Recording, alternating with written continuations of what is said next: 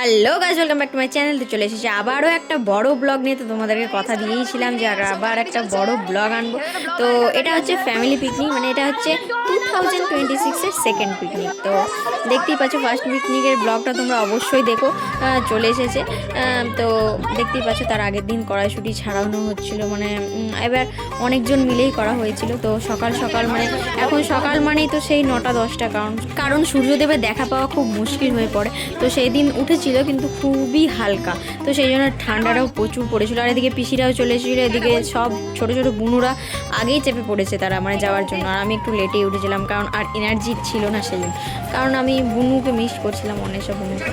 তো দেখতেই পাচ্ছ যে আমাদের গাড়ি চলে এসেছে, আর বা তার আগেও দুটো গাড়ি চলে গিয়েছে। আমরা মানে 3rd নম্বরে গাড়িটা যাচ্ছে আমাদের, তো 3rd নম্বরে আমরা চেপে পড়লাম। আর আমাদের গাড়িটা বেশ ফাঁকাই ছিল, কারণ আগের গাড়িগুলোতে সবাই ভর্তি, প্যাকড আপ হয়ে গেছে ওখানে। তো দেখতেই পাচ্ছ যে আমরা কে কে যাচ্ছিলাম। আর রাস্তা তো দেখতেই পাচ্ছ, মানে রাস্তা এতটাই সুন্দর, মানে এত ঠান্ডা পড়েছে। আর আমাদের বাস পড়বে না তা হয়, মানে আমি যেখানে যাব বাস থাকবেই। তো দেখতেই পাচ্ছ বাসকে আমরা ওভার করে চলে এসেছিলাম আর একটা জায়গায়, মানে আর একটা জায়গা না, সেই পথে যাচ্ছিলাম। পাশে দেখতেই পাচ্ছ গঙ্গা নদী। তো এইখানেই আমরা করব, কিন্তু কোথায় করব সেই জায়গাটা আমরা খুঁজে পাচ্ছিলাম না। তো যে হাঁটতে হাঁটতে হাঁটতে হাঁটতে সেই পেছন দিকে অনেকটা দূরে ছিল স্পট থেকে, মানে মেন রোড থেকে অনেকটা দূরেই যেতে হয়েছে। তো আমরা হেঁটে হেঁটে যাচ্ছিলাম, কারণ সেখানে গাড়ি যেতে প্রবলেম হচ্ছিলো, তো আমরা নেমে গিয়েছিলাম। তো চারিপাশে দেখছো এখনও কুয়াশায় ভর্তি, তখন কিন্তু বেলা 11টা বাজে। তো আমাদের আসতে লেট হয়ে গিয়েছিলো। আর কিন্তু রান্না ঠাকুর আর মাসি চলে এসেছিলো সেখানে স্পটে আগে থেকেই, মানে তারাই আগে থেকে জায়গাটা খুঁজে রেখেছে, নাহলে এই জায়গাটা আমরা পেতাম না। তো দেখতেই পাচ্ছ রান্না শুরু হয়ে গিয়েছিল, কিন্তু একটা মিসিংয়ের জন্য আমরা ব্রেকফাস্ট একটু লেটে হয়েছিল, সেটা মানে তেল আনতে ভুলে যাওয়া হয়েছিল। যে জানোই পিকনিকে একটু ছোটোখাটো ভুল হয়েই থাকে। তো সেগুলো মানে কভার আপ করে তারপরে আমাদের কড়াইশুঁটি কচুরির যে পুরটা সেটা রান্না হচ্ছিলো। আর ওই সাইডে গিয়ে সবাই বসেছিল, আর আমি চারি সাইডটা তোমাদের সবাইকে দেখাচ্ছিলাম। তো কেমন লাগছে জায়গাটা তোমরা জানিও, আর তোমরা কটা পিকনিক করলে নিচে কমেন্টে অবশ্যই আমাকে জানাও। তো ব্যাকগ্রাউন্ড মিউজিকগুলো তোমরা নিশ্চয়ই শুনতে পাচ্ছ, জানি না কপিরাইট আসবে কিনা। তবুও আমি তোমাদের মানে ব্যাকগ্রাউন্ড মিউজিক না দিলে ব্লগ দেখতেও ভালো লাগে না, সেই জন্য আমি একটু দিলাম। তো তোমরা দেখো। তারপরে আমরা প্রথমেই মিষ্টি খেয়ে নিয়েছিলাম, কারণ পেটে তো ছুঁচো ডন মারছিল, কি করা যাবে। বেলা 12টা হয়ে গেছে, তারপর ব্রেকফাস্ট হচ্ছেই না। তো সেই জন্য আমরা একটু মিষ্টি খেয়ে নিয়েছিলাম, মানে একটু পেটটাকে শান্ত করার জন্য ওই আর কি। তারপরে হয়ে গিয়েছিলো 12টার আগেই, মানে 11:30 পৌনে 12টার দিকেই আমরা ব্রেকফাস্ট করেছি। তো ব্রেকফাস্টে ছিল কড়াইশুঁটির কচুরি, কিন্তু তাড়াতাড়ির জন্য সবাই মিলে পুরটা ভরা হচ্ছিলো। তো তোমরা দেখতেই পাচ্ছ যে পুর ভরতে গিয়ে কি অবস্থা। যেহেতু সঙ্গে সঙ্গে ময়দাটা মাখানো হয়েছে, তো সেই জন্য একটু পুরটা ভরতে অসুবিধা হচ্ছিল।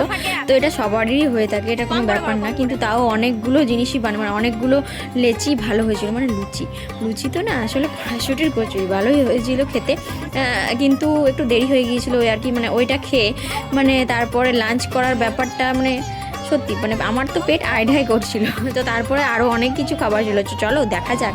তারপরে কড়াইশুঁটি কচুরি দেখতেই পাচ্ছ, গরম গরম ফুলকো ফুলকো কড়াইশুঁটির কচুরি ভাজা হচ্ছে। আর এদিকে আমরা তো কখন খাবো, মানে পেটে তো ছুঁচো তারপরে ইঁদুর সব কিছুই ডন মারছে, মানে এত খিদে পেয়েছিল সকাল সকাল, মানে কি সকালে কিছুই খেয়ে যায়নি না, সেই জন্য এতটা। তো দেখতেই পাচ্ছ তারপরে আমাদের খাওন দাওন শুরু হয়ে গিয়েছিলো, আর রিতেশ পরিবেশন করছিল, পরিবেশন অসাধারণ ছিল। মানে তারপরে দেখতেই পাচ্ছ যে গুলু, আমি, অদ্রিজা আর ভাই বসেছিলাম। আর এদিকে দেখতে পাচ্ছ আর পাশের টেবিলেও সবাই, মানে বাচ্চাগুলো, মানে আমিও বাচ্চা হিসেবে আমি বসে পড়েছিলাম। আর এদিকে কাকিমা বলছে লাইক কমেন্ট শেয়ার অবশ্যই করো, কিন্তু কেন তোমরা করছো না? এত মানে ভিউজ হচ্ছে আমার, কিন্তু তোমরা সাবস্ক্রাইব করছো না। যদি সাবস্ক্রাইব না করো আমি আমার লক্ষ্যের দিকে কি করে এগোবো বলো তো? তোমরা অবশ্যই সাবস্ক্রাইব করে দিও, জানি তোমরা এর পরের ব্লগে অবশ্যই তোমাদের মানে আমার সাবস্ক্রাইবটা বাড়বে, এটা তোমাদেরকে জানাতে আমি পারবো। তো তোমরা অবশ্যই করে দিও লাইক কমেন্ট শেয়ার সাবস্ক্রাইব। আর এই নাও তোমাদের জন্য একটু কড়াইশুঁটির কচুরি আর চানা মশলা দিলাম, আমিও খেয়ে ফেললাম।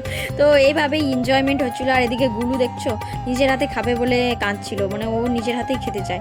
আর অনেক বাচ্চা এখন নিজের হাতে খেতে চায় না, কিন্তু গুলু আমাদের সব কিছু নিজের হাতে খায়, এটা ওর পজিটিভ দিক। যেহেতু এবার অন্বেষা বুনু আসতে পারেনি, সেই জন্য অন্বেষার বুনু মানে আমার ছোট বুনু মানে অদ্রিজা, সে আমার সঙ্গে মানে একটু কোলাজ করছিল, মানে সেও আমাকে কোম্পানি দিয়েছে অনেক ধরনের। আর এদিকে অগ্নিপকে আমি বলছিলাম যে কি খেয়েছিস বল। এইটা হচ্ছিলো, আরও বলতেই পারছিল না, তো সেই জন্য ওকে একটু জল খাইয়ে দিলাম। দেখতেই পাচ্ছ জল পিপাসা পেয়েছিল, আর এভাবে দেখাচ্ছিলাম। ও আচ্ছা, আসলে বাচ্চা মানুষ আস্তে আস্তে সব কিছু শিখবে, ওও হয়তো পরবর্তীতে ব্লগার হয়ে যেতে পারে। আসলে আমাকে দেখে দেখছি আমি অনেকেই ব্লগ শুরু করেছে, তো সেটা আমার কাছে একটা ইন্সপিরেশন, মানে আমার ভালোও লাগছে যে আমাকে দেখে অবশ্য অনেকজন ব্লগ করতে শিখেছে, মানে আমাদের ফ্যামিলিতেই বলছি, তো সেগুলো দেখে ভালোই লাগে। তারপরে দেখতে পেলে এখনও কুয়াশা কিন্তু যায়নি আমাদের ছেড়ে, তো তারপরে দেখতেই পাচ্ছ যে আমাদের চিকেন পকোড়া হবে, তো সেইটারই অ্যারেঞ্জমেন্ট প্রিপারেশন চলছে। তার আগে একটু কফি হয়ে যাচ্ছিলো, মানে কফি খাওয়াটা একটা শীতকালে অক্সিজেনের মতো। তো আমার মতো কে কে কফি লাভার আর চা লাভার আছো নিচে কমেন্টে অবশ্যই জানো।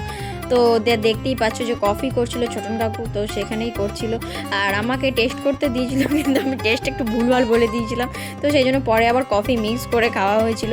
মানে আর এখানে ফটো সেশন চলছিল, দেখতেই পাচ্ছ গাড়ির কাছে ফটো সেশন চলছিল, আর এই ডনগুলো শুধু ঘুরে বেড়াচ্ছিল, কারণ তাদের খেলার জায়গাটা স্পটটা ঠিক খেলার জায়গার মতো নয়, তো সেই জন্য তারা ঘুরে বেড়াচ্ছে। আই এম সরি বাবু। এদিকে আমি অদ্রিজাকে ডাকছিলাম, কিন্তু ও পাত্তা না দিয়ে কফি খেতে চলে গেল। ভাবো একটা কি ব্যাপার হয়েছে আমার সঙ্গে, তো সেই জন্যই তারপরে দেখতেই পাচ্ছ আমিও কফি কাপ নিয়ে দাঁড়িয়ে গিয়েছি। কি ব্যাপার, আমি তো কফির জন্যই এতক্ষণ ধরে ওয়েট করছিলাম, আর যেহেতু আমি কফি খোর, তো সেই জন্য কফি আমি নিতে চলে এসেছি। কফিটা অ্যাকচুয়ালি আমি সবসময়ই পছন্দ করি চা, আর কফিটা বেশিরভাগ শীতকালে আমি খেতে ভালোবাসি। তোমরা আমার মতো কে কে আছো ভাই, নিচে কমেন্টে অবশ্যই জানাও। প্রকৃতির মাঝে কফি হাতে এক অসহায় প্রেমিক হয়ে আমি দাঁড়িয়েছিলাম, তো দেখতেই পাচ্ছ। তারপরে আমরা একটু ঘুরতে বেরিয়েছিলাম, চলো ঘুরতে যাওয়ার একটা অসাধারণ সিন আছে, সেটাও তোমাদেরকে বলবো। তার আগে আমরা এই মন্দিরটাতে চলে এসেছিলাম, এই মন্দিরটাই আসলে এখানকার স্পট ছিল, তো তাই সেখানে মন্দির চত্বরে যেহেতু পিকনিক অ্যালাউ নয়, কিন্তু তাও অনেকে করছে দূরে গিয়ে, তো সেইটা আমরা করিনি, আমরা অনেকটাই দূরে গিয়েছিলাম। তো এই মন্দিরটা হচ্ছে একটা কালী মায়ের মন্দির, পাশে একটা শিব মন্দিরও আছে, তো সেখানে শিবরাত্রি তারপরে শ্রাবণ মাসের প্রচুর ভিড় হয়, প্রচুর এখানে জল ঢালা হয়। তো তারপরে দেখতেই পাচ্ছ আমরা ঘন জঙ্গল দিয়ে এবার ক্ষেতের দিকে যাচ্ছি, মানে ক্ষেতের দিকে যাচ্ছি। আমি চলে এসো বলছি, কারণ আমাকেই প্রথমে দেখতে পাঠানো হয়েছিল যে স্পটটা কেমন আছে, তো সেই জন্য আমি বললাম চলে এসো, মানে আমি হচ্ছি বডিগার্ড। তো তারপরে দেখতেই পাচ্ছ একজন কিন্তু ছোট ছেড়ে চলে এসেছে, মানে ছোটটা করা হয়ে গেল, সেইটারই ক্লিপস তুলেছি। তো বাইরে গেলে তো জানোই যে আমাদের মাঠে ঘাটে এসব করতে হয়, মানে আমরা আগেকার যুগে ফিরে চলে যাই। আর এদিকে পিসিকে দেখো, সবাই মানে সাত্বিক খুব হেল্প করেছে সবাইকে টেনে টেনে তুলতে, মানে কি বলবো, মানে আমরা পাহাড়েও আছি আবার সমতল ভূমিতেও আছি, এরকম জায়গায় আমরা গিয়েছিলাম। তারপরে গরম গরম মাটন হচ্ছিল কষানো, আর এদিকেই দেখতেই পাচ্ছ আমার এখনও জিভ দিয়ে জল পড়ে যাচ্ছে এডিট করতে বসে। তো দেখতেই পাচ্ছ এখানে চিকেন পকোড়া হওয়ার সঙ্গে সঙ্গে ব্যাস সব কটাই শেষ, মানে এক ঝুড়ি চিকেন পকোড়া শেষ। তারপরে আবার ভাজা হচ্ছে, মানে ভাজা হচ্ছে আর উড়ে যাচ্ছে। তো তোমরা এরকম কে কে করো নিচে কমেন্টে অবশ্যই জানাও। আমরা সবাই ভেজিটেরিয়ান থেকে নন ভেজিটেরিয়ান, কেননা আমরা চিকেন মাটন এইসব খেতেই বাঙালিরা বেশি ভালোবাসি। তো তোমরা কে কে চিকেন মাটন খেতে প্রচুর ভালোবাসা, সেটা কমেন্টে জানাও। আর এটা ছিল হচ্ছে পনির পকোড়া, যারা ভেজিটেরিয়ান ছিল সেখানে কয়েকজন, তো সেই জন্য তাদের জন্য পনির পকোড়া করা হয়েছে, কিন্তু নন ভেজিটেরিয়ানরাও পনির পকোড়াটা সাটিয়ে দিয়েছে বাবু। তারপরে আমি একটু রিতেশের সঙ্গে ঘুরতে বেরিয়েছিলাম, আর এখানে ছিল প্রচুর কাজ, তো সেই জন্য আস্তে আস্তে ও চালাচ্ছিল, মানে এই জায়গাটা দিয়েই বেরোতে হয়, তো সেই জন্য গাড়িটা যেতে পারেনি তখন। তো তারপরে আমরা একটু চড়তে বেরিয়েছিলাম, দেখতেই পাচ্ছ। চড়ার আগে একটু মন্দির দর্শন করতে গিয়েছিলাম, আসলে সেখান থেকে একটু ক্যালমা দেখিয়ে ঘুরবে, তো সেইটাই করতে গিয়েছিলাম। আর আমাদের কিছু রিল আছে, তো সেই রিলগুলো যদি তোমরা দেখতে চাও তো আমার ইনস্টাগ্রাম চ্যানেলে অবশ্যই চলে যেও, তো সেখানে অসাধারণ কি রিলস পাবে, তো সেগুলো একটু লাইক করে দিও।